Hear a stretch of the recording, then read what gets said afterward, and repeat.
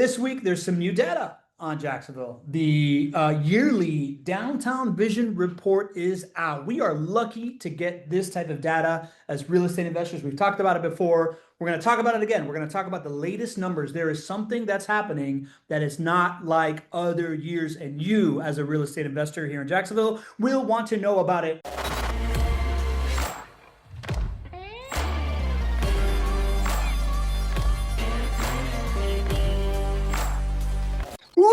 Welcome, everybody, to the weekly edition of the Not Your Average Investor Show. I'm your host, Pablo Gonzalez. With me, as always, a man that I affectionately like to call GC because he's got the genius concepts, knows how to generate cash flow, is a great co-host, and because his name is Gregg Cohen. Say hello, Greg. Hello, everybody. Fantastic to be with you today. We are coming at you today from one of the new conference rooms here in JWB headquarters. I thought we'd just take a tour of JWB. We'll try the studio. This is one of our favorite walls here at JWB. And, at the end of the day, the show's up here, but we love it. GC. Let's talk about this right now, right? The report that comes out is the State of Downtown report put together by the Downtown Vision. What is the Downtown Vision? So that's a nonprofit group. It's supported by downtown business owners, and the goal of Downtown Vision is to create economic growth. And one of the things that the Downtown Vision Board does is produce this State of Downtown report, and it is so important to have a benchmark, especially as we are in this period of growth with downtown. This is one of my favorite days of the year is when the State of Downtown report comes out. I've spent a lot of time because I got so curious as I started to think about this. We've done the State of Downtown report for about 20 years. And I was like, man, this is a normal thing that I get excited about in downtown Jacksonville. Is that normal for other cities? And it's not. So not every city has this. Even very successful cities don't have this, and they don't do it as regularly as our downtown does. And then if you even go a little bit deeper, the stats and the way that we hold ourselves accountable here in Jacksonville through the State of Downtown report is not normal. So a lot of hard work and a big kudos. We love Downtown Vision. They help support some of our events. They've helped support us with Not Your Average Investor Summit as well as all businesses downtown. So wonderful asset that we have in that organization, and then this report today. Yeah, and I remember us talking early on about the Downtown Vision 5 years ago, when downtown was just a glimmer in most people's eyes, talking about the need for, in a city as spread out as Jacksonville, the fact that everybody owns a piece of downtown, but nobody was owning downtown, right? And the vision for downtown, hence the name. Yes. But this idea that you had to bring stakeholders together to congeal around this kind of center of the city if we're really, really going to make it happen. And we started having people on about this type of stuff. When you say they support the Not Your Average Investor Summit, they're the ones that help us put together the tour, right? And when they bring people, the people that guide us on the tour, they're the ones that help us with the logistics and find spots and all this stuff. And they're just kind of like the Pied Piper of downtown here in Jacksonville. 100%. It's a volunteer board that oversees a nonprofit organization, a public-private partnership kind of thing. Yeah, I'm not sure about. I know there's definitely paid positions within Downtown Vision. I'm not sure how much is volunteer versus paid, but it's a driving force for Jacksonville's downtown. And it's not only downtown's. It's not the only voice for downtown. Yeah. In partnership with Downtown Vision, there's also the Downtown Investment Authority. If we think about why all of these things are happening right now in downtown Jacksonville, the work started over a decade ago. The Downtown Investment Authority is the voice for downtown. That is a government is a government entity, and that was created in 2012 to be the voice of downtown and to create a master plan for growth for downtown, and then to execute this. Downtown Investment Authority is in charge of these incentive packages, which are critical to getting this flywheel of growth going, and it just didn't exist prior to 2012. So. Organizations like Downtown Vision, I think you call it being the Pied Piper, right? Letting everybody know about all the great things that are happening and tracking and measuring our growth, along with a lot of other incredible things that they do to bring awareness and bring people downtown and put on events and things of that nature, along with the Downtown Investment Authority, are two of the most critical entities to help pave the way for what we have for this incredible growth that we have here in downtown Jacksonville.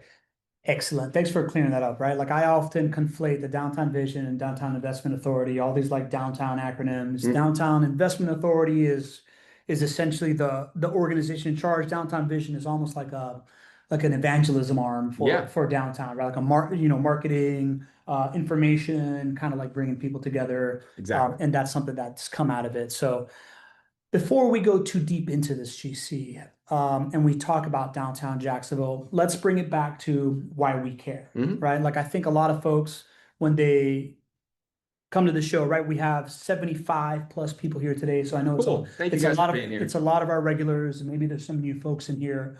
Um, when it comes to investing in single family rental properties, why does downtown matter so much in Jacksonville to just bring everybody up to it? I think this is the number one growth agent for your investment dollars growing. It is what downtown is doing right now. It is a once in a generation type of opportunity to hitch your wagons to the growth and revitalization of downtown Jacksonville. And simply put, it is going to lead to the most amount of dollars that you earn over the next full market cycle. Is that because you're investing in downtown? It is not because you're investing in downtown. That's where our strategy is a little bit different. But what we know is that downtown is the rising tide that lifts all boats. If you want to think about how do I make the most money as a rental property investor, it comes from home price growth and rent price growth.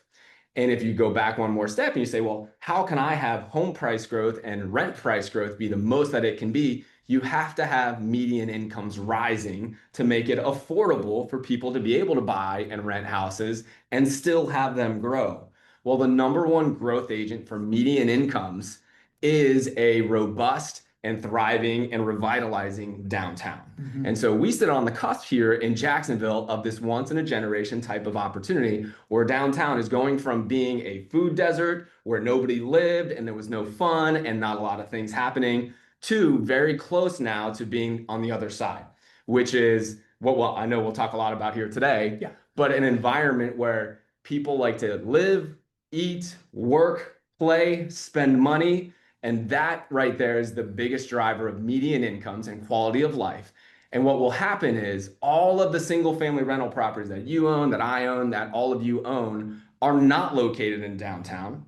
They are located right around downtown. And our thesis and what we've seen play out over and over and over again is single family rental properties that are situated against around the next great American downtown are positioned to thrive and grow in both home price appreciation and rent price appreciation. So, all this being said, if we think this is the number one growth agent, we need to be paying attention. And so that's why we pay so much attention here. And this is a message you don't typically hear from a rental property investor. Correct. But this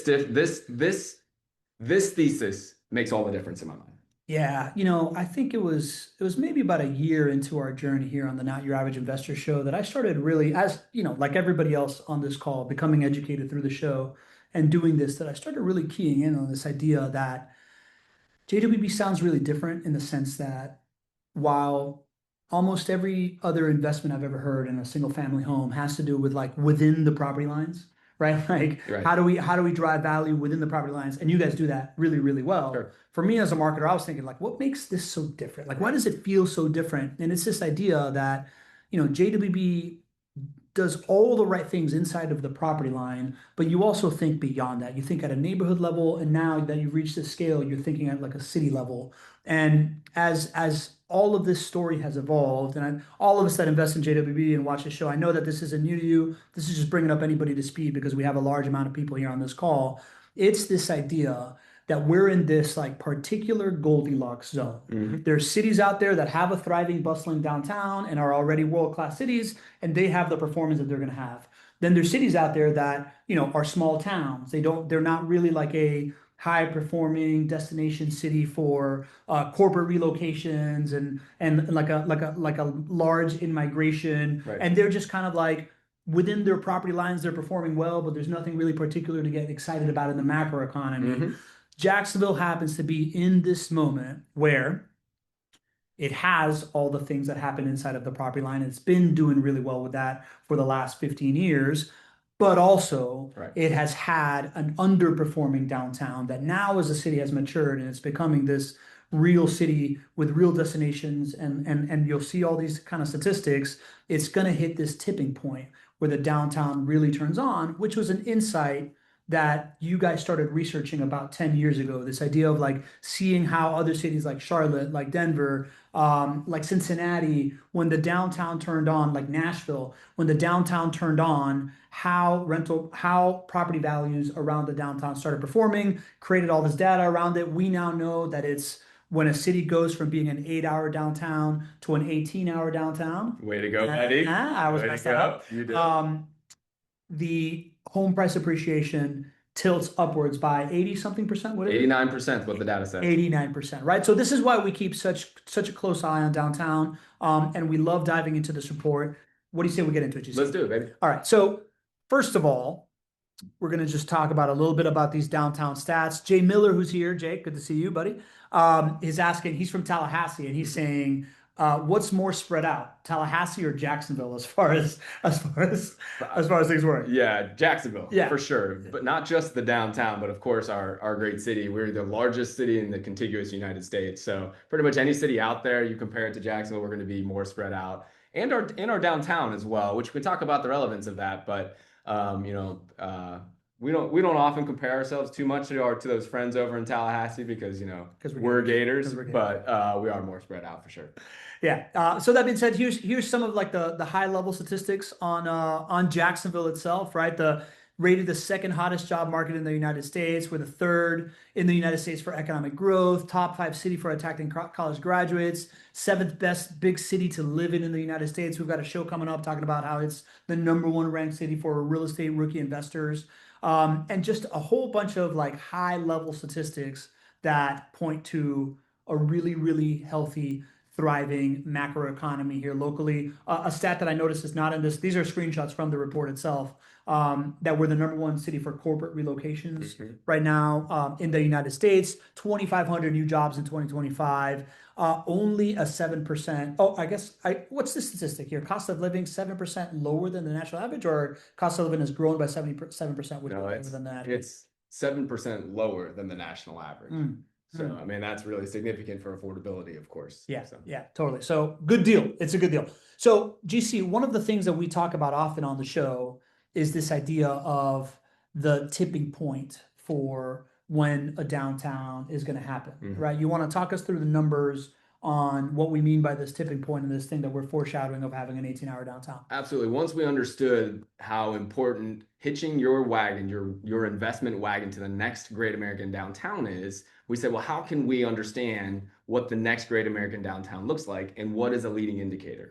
And one of the best leading indicators is residential population growth in that downtown.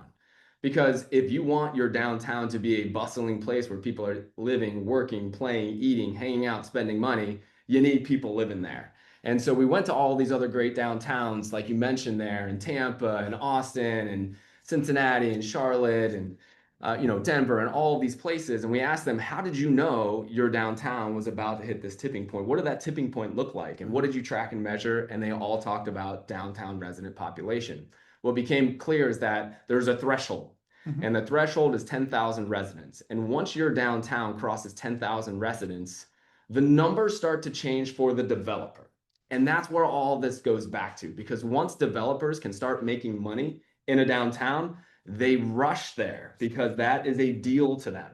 And so after you get to about 10,000 residents living downtown, rents get to a certain level where developers can come in and earn a decent return on their money, and then things start to change dramatically.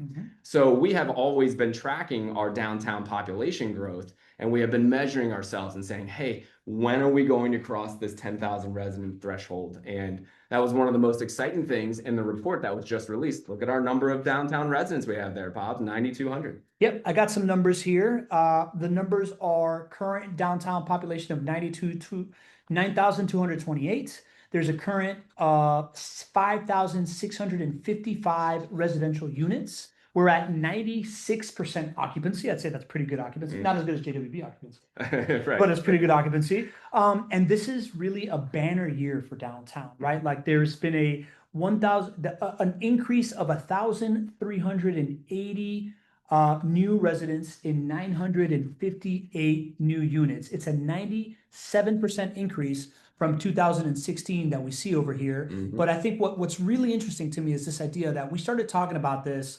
around 2000, right? Like we started talking about this 2000, 2001. 2020. Sorry, yeah, 20.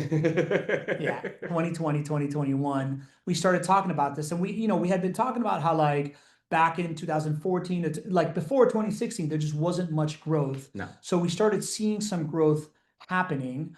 And it's been, pretty constant, steady Eddie over here. But what you see is this like sharp, oh, sorry, I was doing units, right? Like population, right? It's been growing. It's been pretty steady Eddie. And then you see this like sharp turn upwards. Inflection. That is what this inflection point of this 1,380 new units is. It's the biggest growth in 1 year that we've seen since you and I have been talking about it. And just to give you kind of like, I looked into the last couple of years of these reports. We saw from 2019 to 2020, we had 6,137. Then 2020 to 2021, we had 6,800, right? That's 6,830. That's an increase of 693. By 2022, it grew by 665 to 7,495. 2023, you see on this slope, right? It starts just kind of like going a little bit slower. It grew by 200 to 7,695. 2024, it remained pretty flat, and now this jump up that is more than twice what any other 1 year thing had done. You get a phone call? Just rip it out, buddy. Singular jump of more than double what anybody had done. I know that these reports aren't. I mean, tell me kind of like you gave me a little bit of qualifier of like these numbers on these reports, but I think we should talk about how significant this is. I think this is significant. There's the qualifiers I was giving you is every once in a while they have about a 1.5 year to a 2 year gap between doing these reports. But now what the Downtown Vision is doing this report every single year. Do you know why they're doing that every single year? Because it's changing so quickly. Yeah, and because there's so much good stuff to report as well. So that was all I was sharing with you.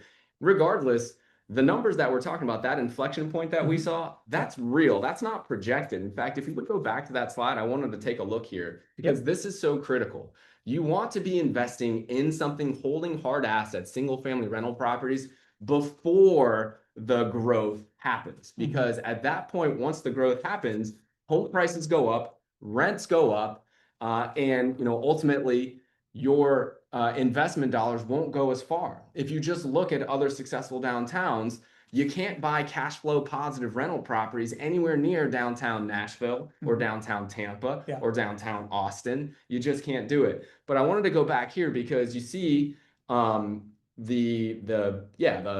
projected, the dotted line. Thank you. Yes. Thank you, Ben. I appreciate that. Goodness.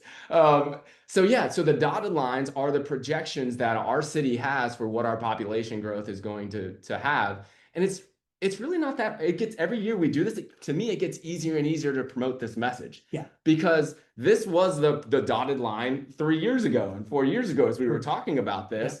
But you didn't see this sort of inflection point happen yet. That's right. Now you have a solid line before the dotted line that's on the same trajectory. Yeah.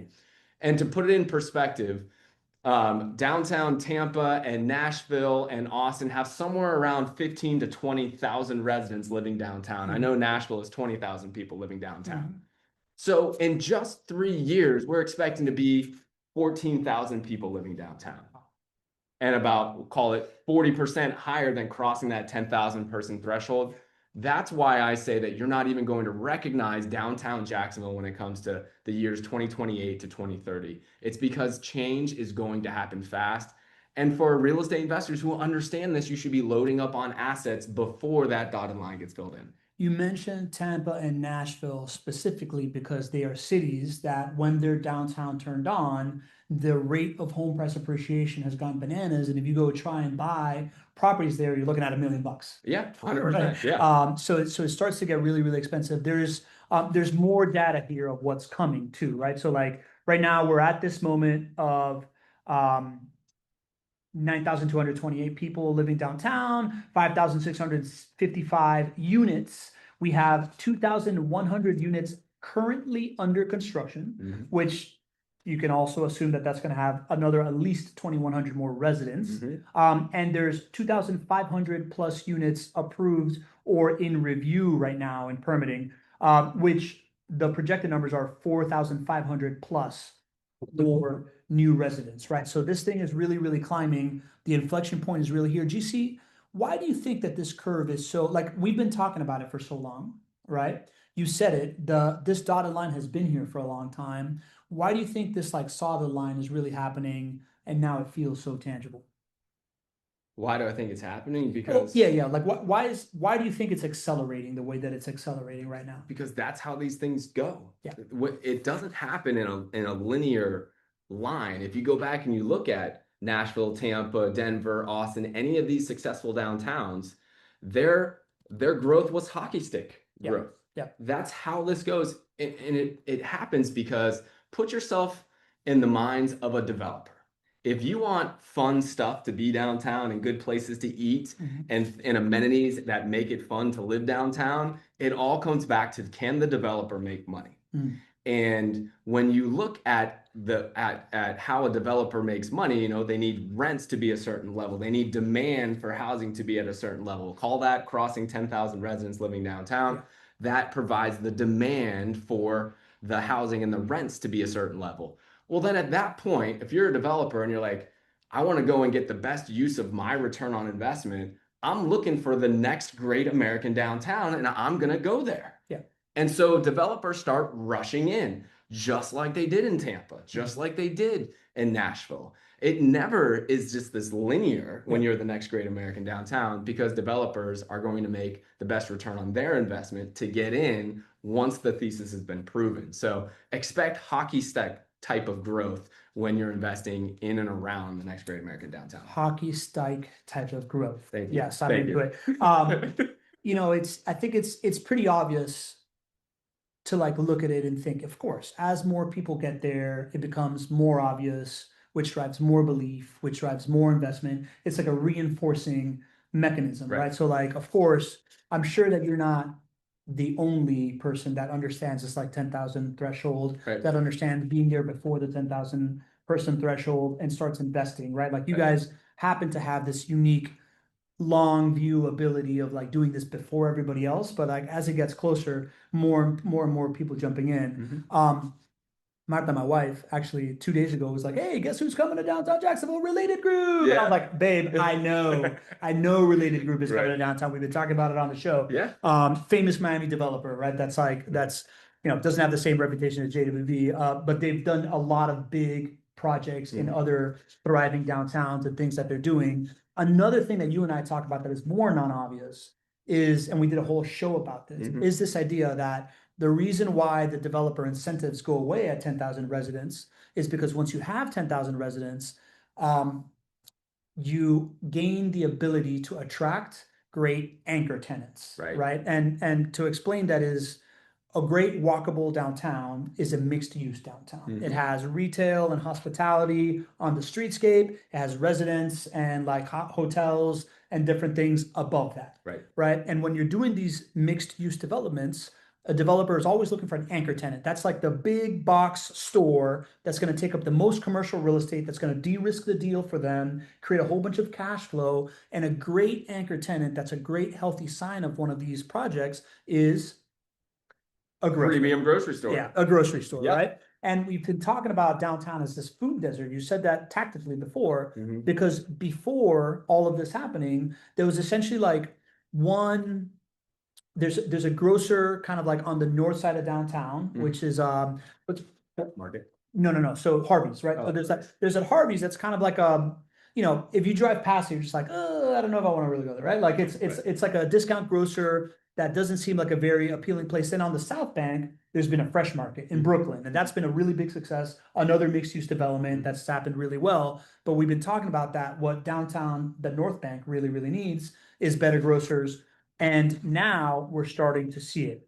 Pearl Square, your development, has, we did a whole show on a Publix there, and now there's also a Whole Foods coming in another Riverside anchor as well. We're about to have 3 premium grocers, and that other grocer that I was talking about is getting redone. It's getting refurbished into an Aldi, which is another, not a low cost grocer, but like a brand that is much more appealing, that's going to bring more people to it. 100%. We're going from being a food desert 5 years ago to now we have really 4 full service premium style grocery stores. And that is such an achievement. It from the outside looking in, if you are not familiar with Jacksonville and you want to say, hey, how do I know that this is actually happening? What Greg has been promoting for years and years and years, look no farther than the number of high-end premium grocery stores that are walkable to the downtown resident population.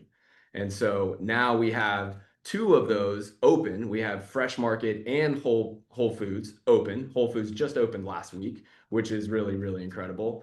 But they don't serve the North Core. Mhm. The North Core is now served by our project, which is Pearl Square, and we will have Publix as our signature grocer in Pearl Square. They've signed the lease, and that'll be happening in 2028. And then again, you mentioned Aldi's, which is serving kind of the eastern side. It's serving the North Core, but also a little bit farther to the east. So a completely different area when it comes to grocery options. And if you are somebody who's thinking about where you're going to live next, you are just solving this problem that has been plaguing downtown Jacksonville for many, many years.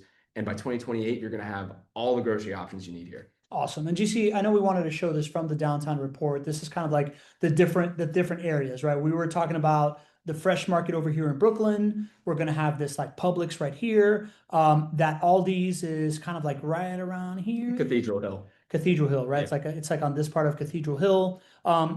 The Whole Foods, you know what part? Yeah, it's just on the eastern part of Brooklyn. On the eastern part right of Brooklyn. there. So over here, so a little closer to the city center. Yep. So again, full coverage of these of like the downtown core with these developments. Let's talk a little bit about like the development that's happening. GC, you want to talk through it? Yeah, absolutely. Did you want to talk about these different neighborhoods, or this is just like a good? I just thought as I was going through the report, many times when I'm presenting and speaking, people will say, well, what do you mean by downtown Jacksonville? So I thought this was a nice visual. And just, when I'm sharing these stats, know that there is actual like 3.9 square miles that is defined as downtown Jacksonville. So that gives us a benchmark to make sure that when we share downtown resident population or development dollars, it's all within this defined section. It's these core neighborhoods that we're talking about. Got it. Yeah, so it's amazing, when I talk about like why Jacksonville is so important, downtown Jacksonville is so important, I talk about it being the rising tide that lifts all boats. But I'm a data nerd, and I try to find real numbers that try to tell the story in addition to kind of the storytelling that we do. Well, here's the numbers that justify this, why downtown is so important. We have less than 1% of the city's total land area, but even now, even before we have fully hit our stride, our downtown provides over 4% of the city's tax revenue, 32% of the city's hotel tax revenue, 8% of the city's sales tax revenue, 12% of the city's jobs. We have 3 of the 4 of our Fortune 500 companies are located here in downtown. And then events. We're going to talk more about events as we get into this conversation a little bit more. But really, even for me, who's somebody who loves Jacksonville, loves downtown, I go out of my way to go and hang out downtown with my family. We have a lot of events and a lot of visitors here. True. And so this is where we are today, even before that hockey stick type of approach growth that we're talking about. This is the lever that you can pull. And this is why so many assets and resources and developers are betting on downtown Jacksonville, and why the city really wants us to do that. It's because this is the lever you can pull. If it's already doing this much business for the city, imagine what 10% more growth can do, and how you can have a lot more percentage growth than that in all these other buckets. When I think of like 1% of landmass and these kinds of numbers already happening, I think of it like a nucleus, right? Like it just becomes like the tighter the nucleus gets, the stronger the cell will become. Yeah. And as we start to like densify more and more in downtown, these numbers will continue to rise at a disproportionate level, and continue to drive that growth, continue to drive that revenue, all those different things in one compound area that then spreads the value throughout the rest of the city. Absolutely. So let's talk about some of these new projects that are happening, right? I know you love talking about like the billions of dollars in the skyline after your DC trip. Yeah, well, I mean, it's just the numbers continue to grow and grow and grow. Yeah. The headline for this report is that we now have $7 billion in the development pipeline here in downtown Jacksonville. That is either completed or under construction, or it's approved or in review. So this development pipeline just dwarfs other cities' development pipeline. I've looked as far as I can find. I've researched probably 20 other downtown reports for other You go to downtowns. vacation in downtown. I actually go there and then I talk to tour guides and I say, how much development dollars do you have? And I can't find anything close to 7 billion. The most that I have found is 1 billion. And so that is because there's a lot going on here. And you can also think about Jacksonville as this blank canvas too. It wasn't too long ago that we had a lot of vacant buildings in downtown Jacksonville. We still have some. And so we are one of the only, successful downtowns where you can actually put this type of development dollars into it. One of the things that I thought was really interesting, I love this slide and this part of the presentation. They compared how much completed investment dollars were completed in the previous 15 years. From 2000 to 2015, we had 2.6 billion in development done. When I saw that, I was like, man, that's a lot of development. Yeah. Even not just Jacksonville, that's a lot of development for a downtown. Yeah. It would have been really interesting to see how much we did prior to 2000 because it would have been even smaller than that. Well, just in the last 9 years, from 2016 to 2024, we completed 3.4 billion. Yeah. So increased by a third, basically. Yeah. 33%. So you're seeing, again, this type of growth, this hockey stick type of growth. Yeah. You're seeing the leading indicators here really proving the thesis now. And you're starting to, again, see it in terms of people living downtown. So this is a precursor to the growth of the downtown resident population. You're starting to see the whole flywheel start to come together. What I find really interesting is I remember when you first started talking about this, like you went to DC like 2 years ago, something like that? Yeah, probably like 3 years ago. Probably about 2-3 years ago, you came back and you were like, man, DC's got like 1.2 billion in their like downtown pipeline. We've got like 3 or 4 billion in the downtown pipeline. And in just that short amount of time, it's gone from like, we've got 4 billion in the pipeline to we got 3.4 billion built and now 7 billion in the pipeline. That's right. Right. So like this hockey stick thing, we're living it as we continue to do these reports. And I find that really, really, really interesting. Yep. So then this is the actual development pipeline. You want to talk about some of these projects? Yeah. So the thing that jumped out to me the most, you can break down your $7 billion of development pipeline into different categories. And I'll tell you the truth, like as a developer or as a city, you could really pump up your numbers if you had 7 billion in development, but 6.5 billion was in review or, in consideration or whatever they would call it. That's not the case with Jacksonville. We have 3 billion under construction. Out of the 7 billion in a development pipeline, the thing that matters the most to me, there's two really. How much was completed and how much is under construction? Shovel ready. Cranes are here. Dirt is moving. Things are being done. Because in order to be under construction, you had to get all the way past all of the red tape, all of the incentive conversation. The developer had to raise all of the money. You had to go through so many hoops. The money's there, and now it is being developed. So when I look at 7 billion here in development pipeline, 3 billion under construction is the most that we have ever had under construction at one time.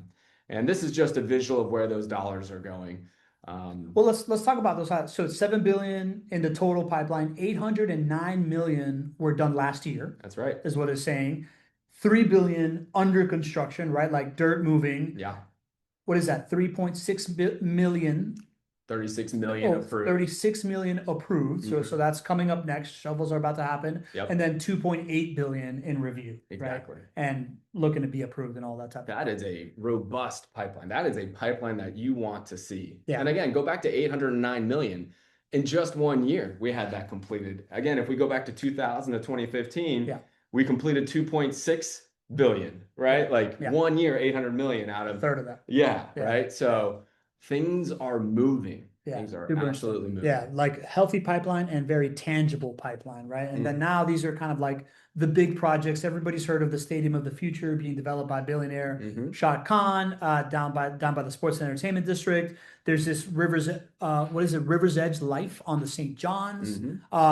Highlighted. Why did we highlight that? That's our project. So Pearl Square is the project that JWB has a significant interest in. It's being run by Gateway Jacks, and JWB set up the Gateway Jacks company and fund. It's being run by the CEO, who is Brian Mull, who's a great friend and a great friend of the show. You all have met him. He's been at our summit before.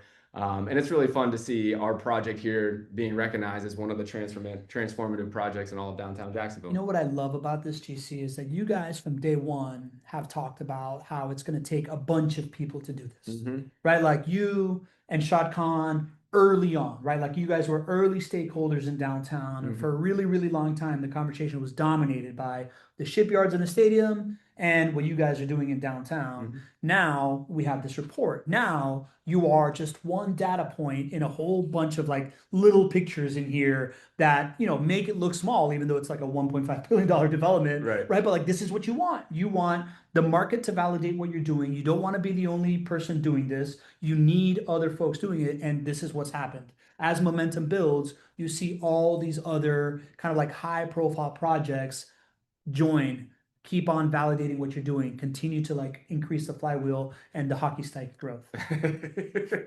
Yes, the hockey stick type growth. This is the way we envisioned it would be. This was why, you know, 5-8 years ago, my business partner Alex would literally just take people on scooter tours. People who could invest in downtown, he would take them on scooter tours, very similar to how I take all of you on a downtown tour at least once a year here for Summit. We started doing that 8 years ago, and we said, listen, everybody can win here, but it can't just be Shad Khan and the Jags doing it. It can't just be JWB and, you know, and the Not Your Average Investor and the Not Your Average Investor Show community. You know, it's got to be everybody, and it's fun now. It is so fun to share this message because everybody sees it. You have to be less of a visionary today to see it, and so more dollars are coming in. So that is the population side of it, right? That's like the demand that we all look at as far as rental property investors. We love to see population. We love to see housing units.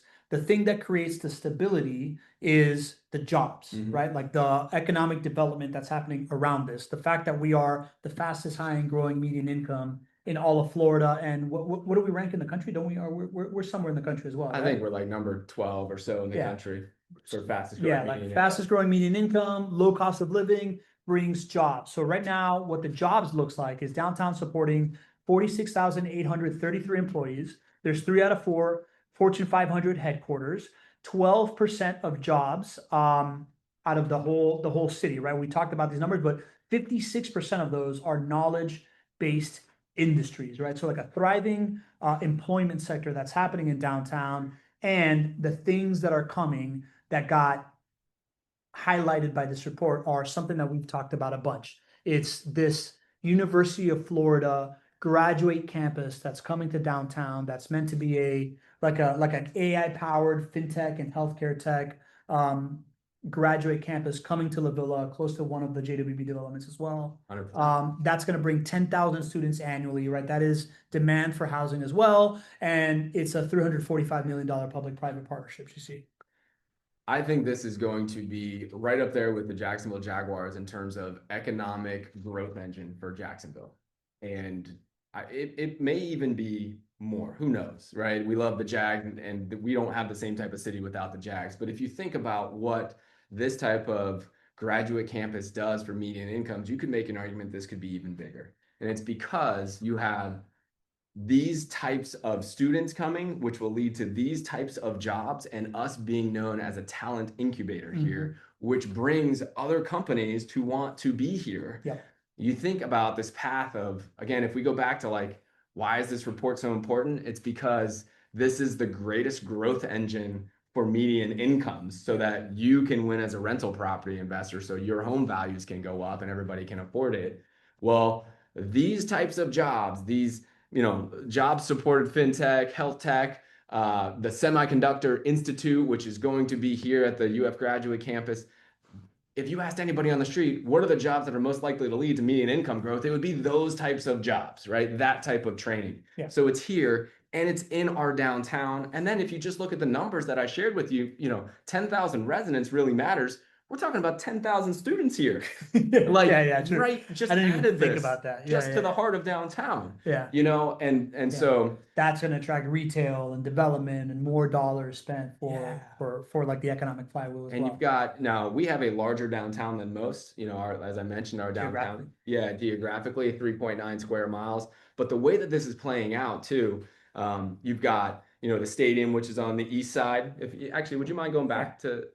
Yeah, there you go. You've got the stadium, which is in the sports and entertainment district. So there's a $1.4 billion project right there. Mm-hmm. You've got us in the North Core, which is Pearl Square. That is going to be a completely different neighborhood inside of a neighborhood. So, with the foundation of Publix being our premium grocer there.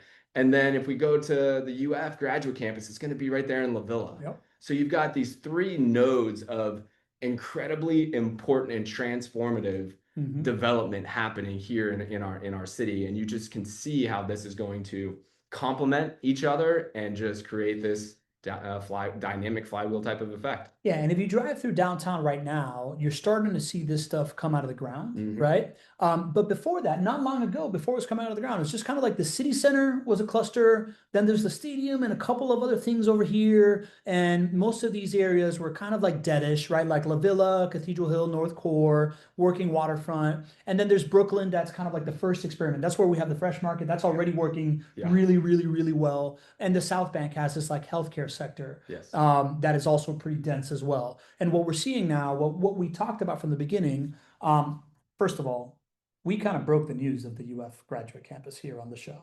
Did we? I mean, kind of.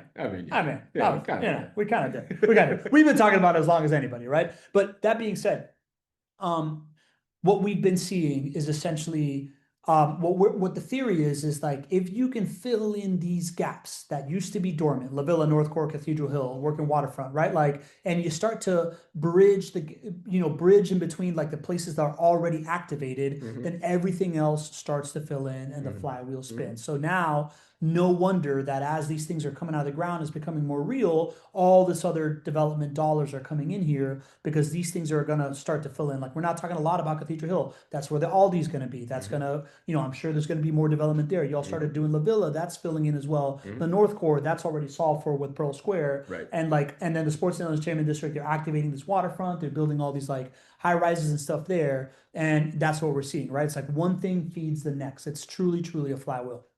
Absolutely. So we've got a couple of questions here from folks. I want to get to them, but I want to just land the plane on I wanted to talk about, we talked about jobs, we talked about UF.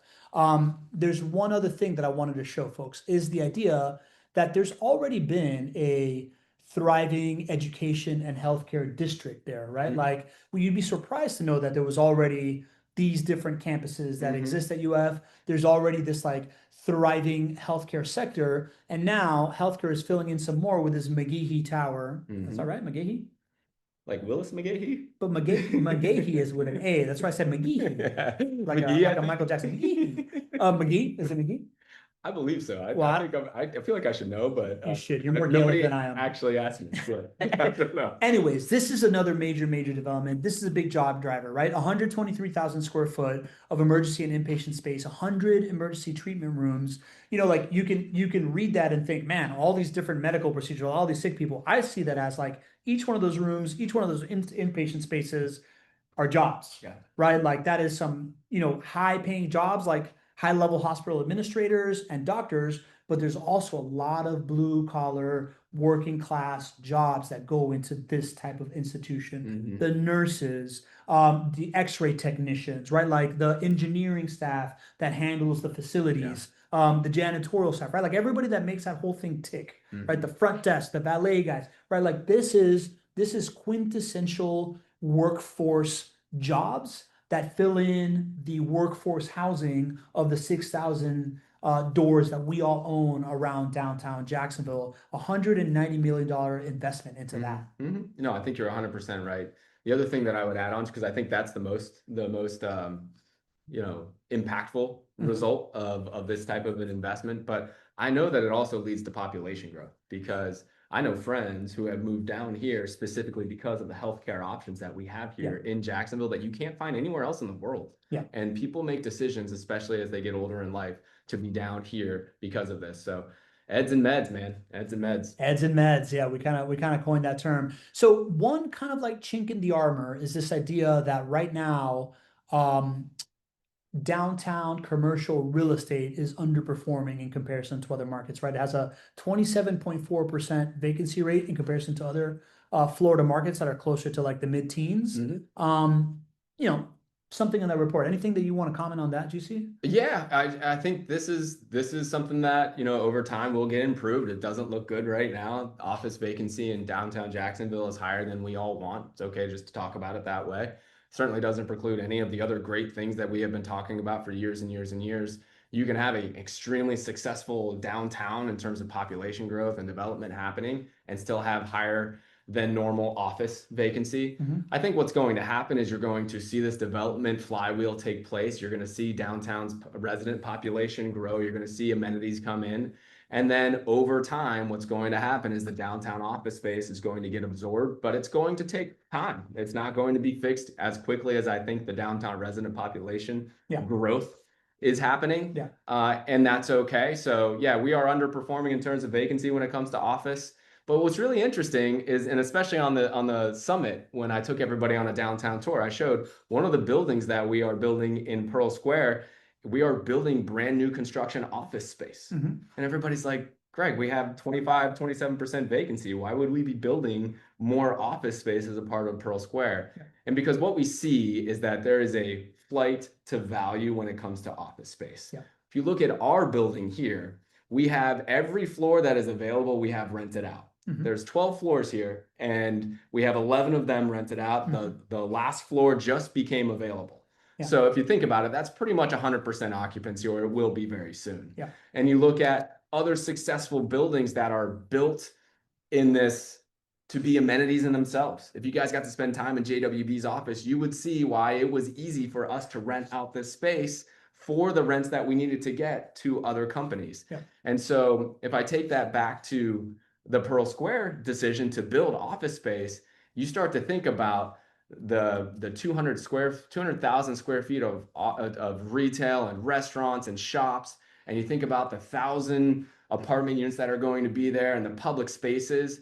People are going to want to have their employees in the heart of the action. And they're going to pay top dollar rent. And so, yeah, we're actually building office space in Pearl Square. So I think what you're going to see is there's going to be a flight to value when it comes to downtown office. There are some downtown office buildings like ours that are an amenity in themselves, and those are going to get rented, and those are going to get rented, and you're going to see rents continue to go up. The ones that are really old and that aren't an amenity in themselves, it's going to be a while until they get absorbed. And so ultimately, overall, our office vacancy will get absorbed. It's going to be the, step 3, 4, 5 rather than step 1 and 2. Yeah, like if I'm thinking of this report, right? Like, and I am thinking about this report, obviously. I'm thinking of like what is the order of operations here that I want to see, right? Like I feel like office space as a lagging indicator is probably the thing that I'd be most comfortable with. And that thing, I want to see jobs moving here. I'd want to see people moving here. I'd want to see retail businesses frequented by the people that are going to keep the people here.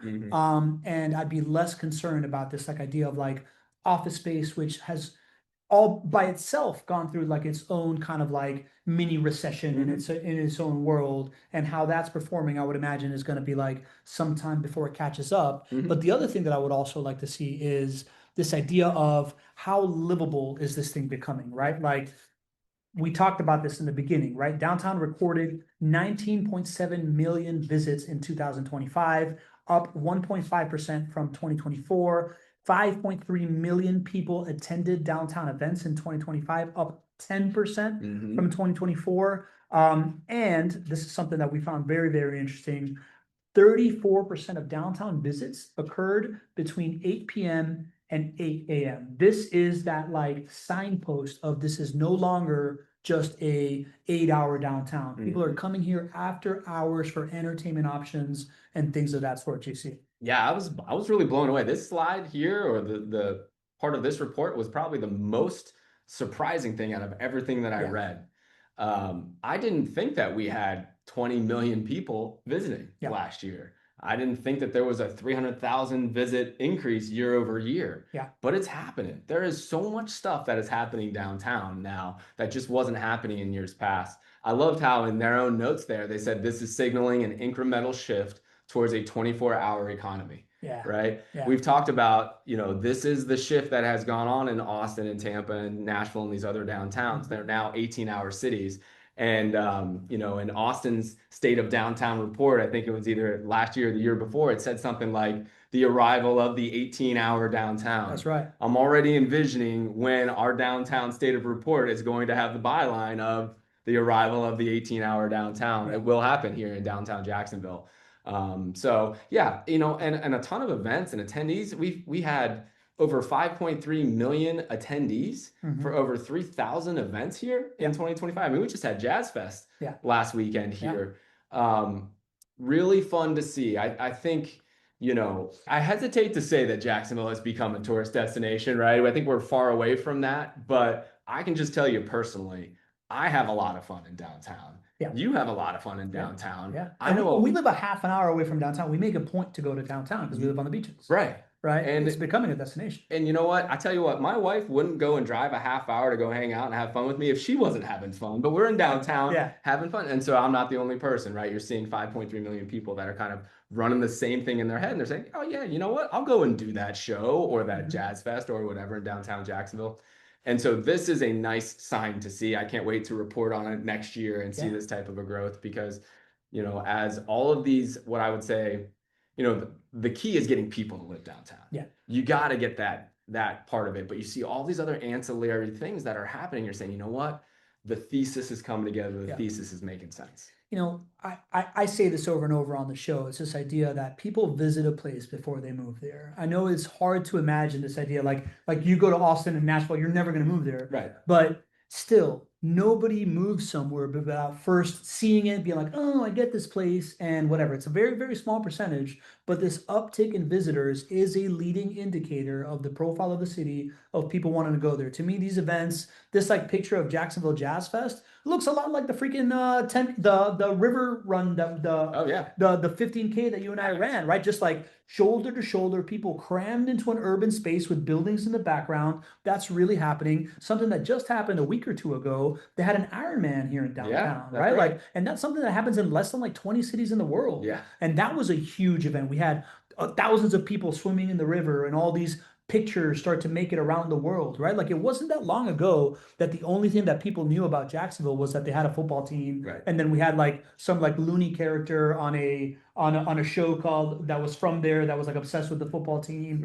and now people are seeing pictures around the world of Ironman competitions inside of Jacksonville, this Jazz Fest, these 10K runs, all these different things that are coming. That builds brand identity, impressions. Right, like people start to think, oh, I want to go there. I want to go check it out. Right, like so. This is a leading indicator, and it's also being followed by a bunch of like stuff that I love, which are these like public space projects. These projects are like, no matter how expensive downtown gets, no matter how much the income grows, there's always going to be this like inclusivity around public spaces where people mix. The Riverfront Plaza, McCoy's Creek Park, Hogan's Creek Restoration in Greenville, Riverfront Music Garden, Rivers Edge Parks, and of course the same that we keep on talking about. So like I just see all this stuff and I just see, you know, the demand is here. The thing that drives the demand is here. The future looking thing that's going to keep it stable and keep it the flywheel turning is all really, really happening, man. And it's been really cool to start telling this story 5 years ago, start using these reports to like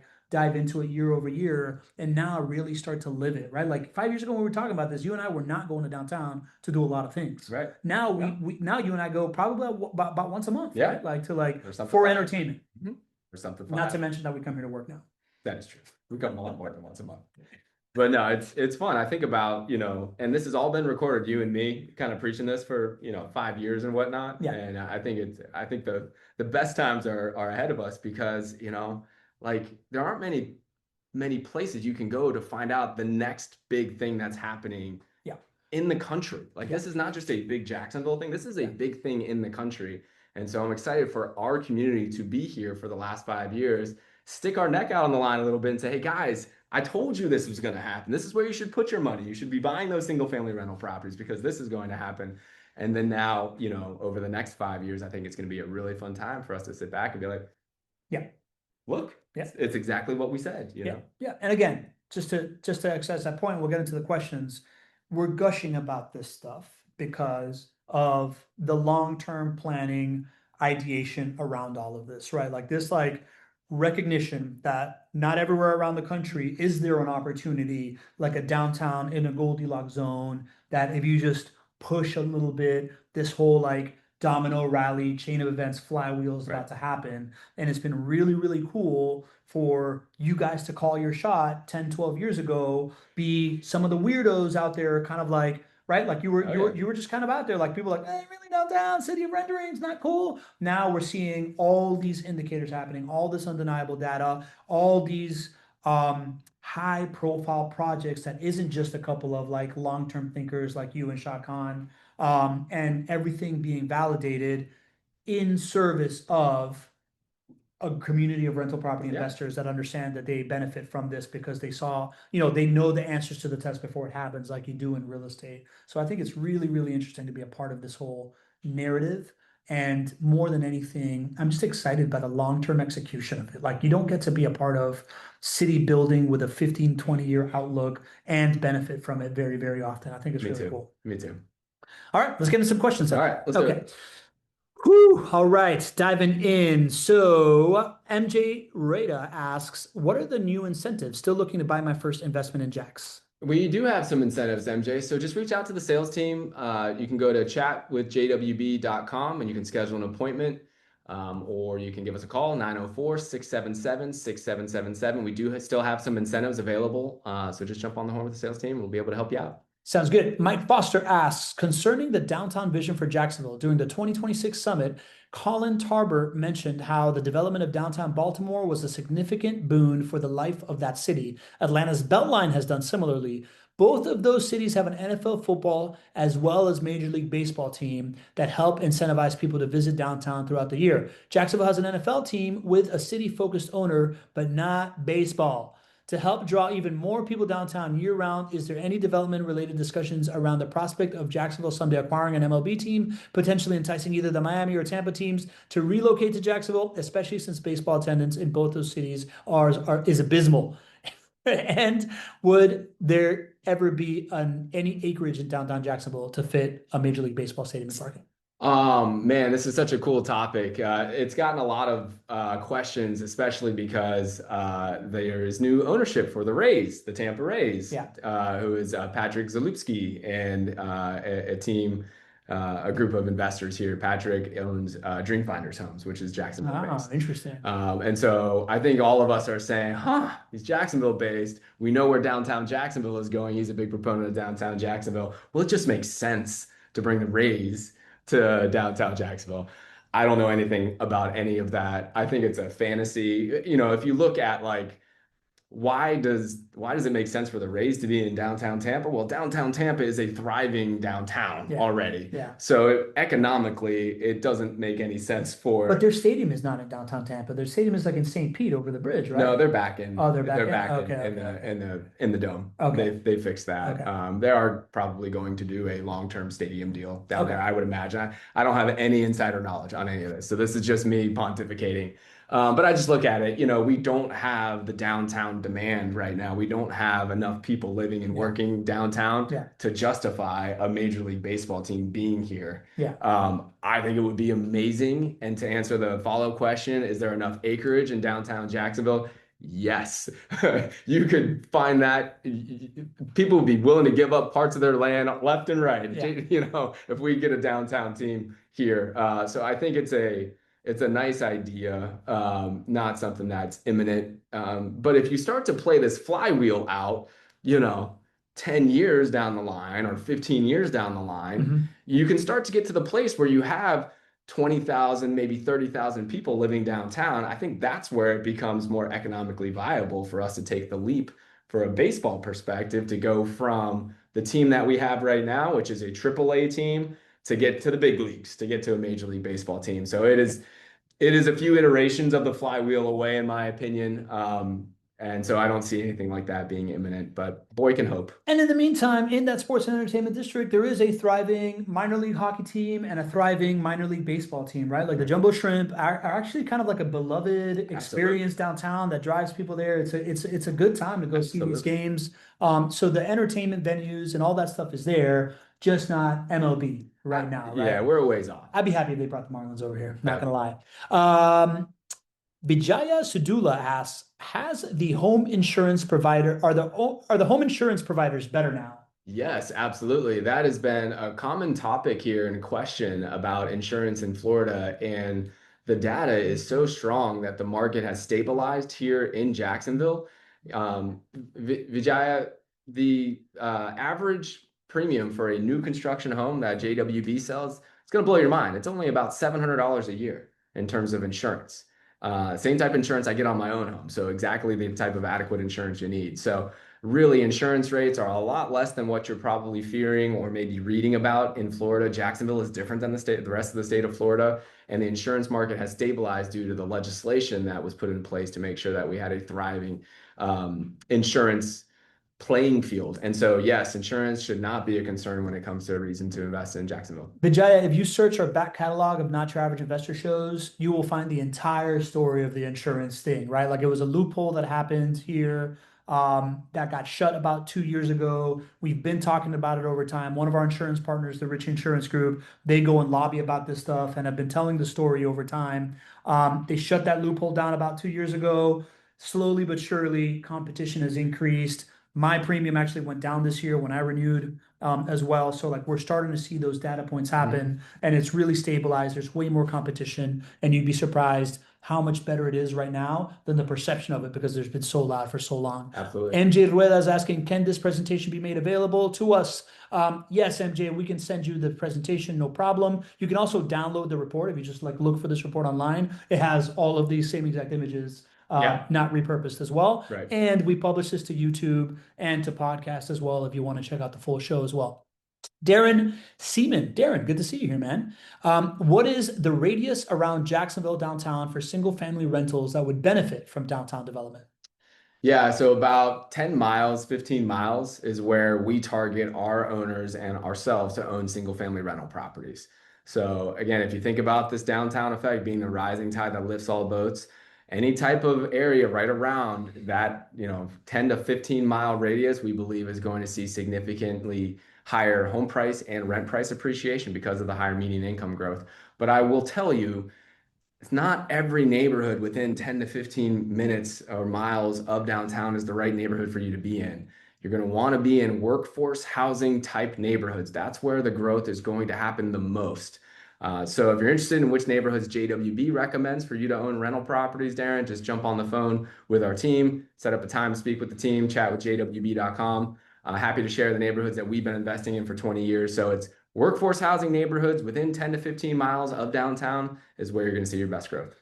All right, we went a little bit over, but love seeing the community fully engaged. I think that you have all learned to like really, really appreciate this downtown vision report. You've learned to like me feel like an insider in this real estate investing game, knowing that you're betting on something with like high upside. It almost feels like having a really, really good stock pit trick, but in real estate, that's okay. You're allowed to share these things, which is why we love this thing, right? So love telling the story. I'm like really grateful for the downtown vision and for this report, not just because it makes a very easy episode for us to produce and show up, right? Like it's just like an easy conversation for us. It's easy to get excited about, but man, being able to have the receipts year over year, right? Like I remember when we first started, we're like, can you imagine when we have 100 episodes? Now we've got 500 episodes. We've got many years of tracking this progress, these stats, these predictions, all coming true and then some, right? Like who would have thought that UF would open a graduate campus here based on AI, these kinds of things.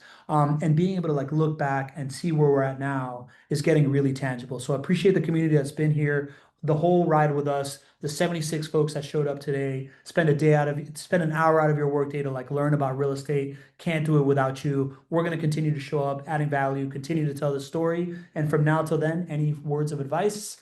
Don't be average. See you next week.